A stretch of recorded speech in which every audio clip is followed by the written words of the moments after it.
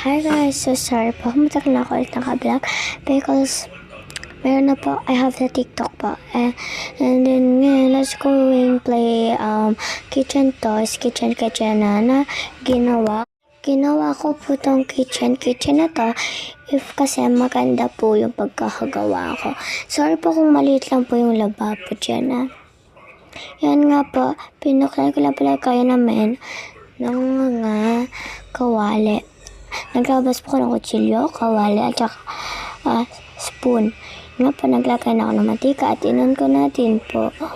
At inon ko natin po ang lutuan. After po niya, naglagay po ako ng pansit. At saka mga toppings. Tapos, nagkit ko na din ng sauce. Mix ko lang yung mix. Yan. Let's go wait few minutes. And we're done. And let's go put into the cup. So yan guys, lagay ko na sa cup. Yan, lagay ko na pansit, mga toppings.